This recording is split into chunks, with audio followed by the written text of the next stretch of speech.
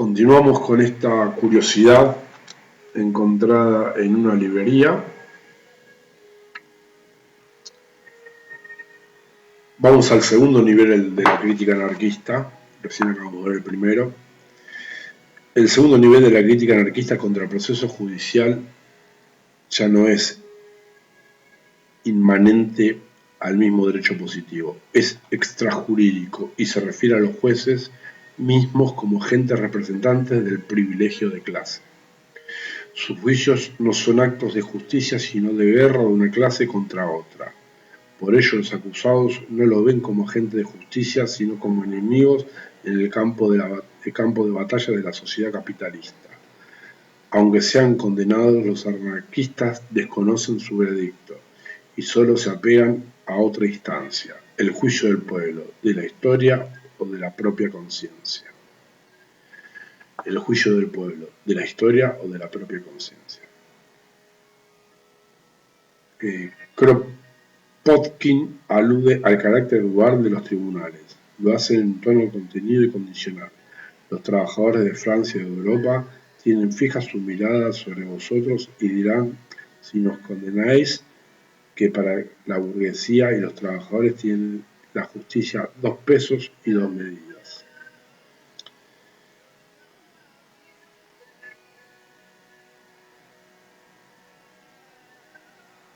En Rebachol se observa un similar tono condicional.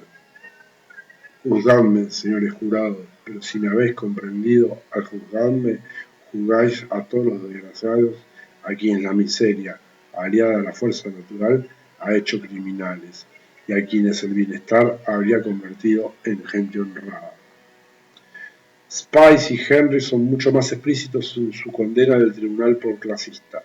Spice dice de entrada que habla como representante de una clase en frente de otra clase enemiga, y Henry es aún más desafiante y descarnado. En la guerra sin cuartel que hemos declarado a la burguesía no pedimos piedad.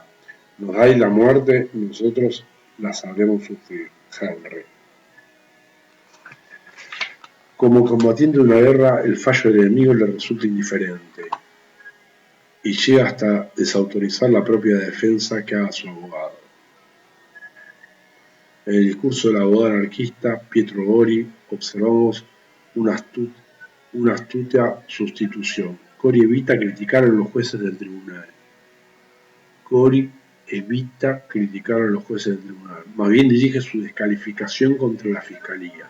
Repito, más bien dirige su descalificación contra la fiscalía. Es esta la que ostenta todos los prejuicios clasistas que la desautorizan en su pretendida acción pública.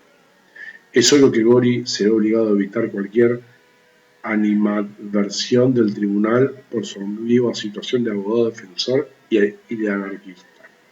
No sería muy inteligente de su parte predisponer mal a los jueces contra sus defendidos, pero en su breve lección de historia política sugiere siempre, como Bayán y Angiolilio, el carácter efímero, prejuicioso e injusto de muchos procesos similares grabados en la memoria colectiva de los pueblos y de la humanidad. Incluso hace una sutil alusión a la figura histórica de Caifás, alusión que el propio Gori se da cuenta no puede pasar desapercibida a los jueces. En fin, este segundo nivel de la crítica anarquista, aunque más profundo que el anterior, tampoco es exclusivo del anarquismo, por donde tampoco es lo que define la posición específica anarquista ante los tribunales. En efecto, la concepción clasista de la justicia no solo es propia del anarquismo, tal vez ni siquiera es propia de todos los anarquistas. La idea de que la sociedad actual se funda sobre un conflicto latente, manifiesto, dentro del cual los jueces y los funcionarios judiciales son representantes de uno de los bandos enfrentados, puede ser esgrimida tanto por el anarquista como por cualquier otra corriente social o política. La sostienen los marxistas y socialistas en general, como también lo sostuvo la burguesía revolucionaria ante la antigua administración aristocrática. Incluso esta parcialidad de la administración de justicia no tiene por qué estar vinculada con una concepción clasista de la sociedad. Una forma de impugnación análoga la encontraremos actualmente como se habla del carácter político partidario en la selección de jueces, incluso también cuando se los tacha de parciales por sus convicciones religiosas. Los anarquistas y otros socialistas denuncian la falta de imparcialidad de jueces burgueses para juzgar a individuos marginados de la sociedad. Pero esa misma parcialidad también suele estar presentada en los jueces que deben juzgar a individuos de convicciones políticas o religiosas diferentes de la de ellos. Por ello, creo que podemos hallar todavía un tercer nivel de la crítica anarquista contra los tribunales. Y ese es el tercer nivel más profundo donde se encuentra la posición específica y exclusiva del anarquista frente a los ritos administrativos de la justicia penal. Esto fue más breve, volvemos a hacer un cortecito. Sobre todo a los fines de ser ordenado y de reflexionar sobre lo leído.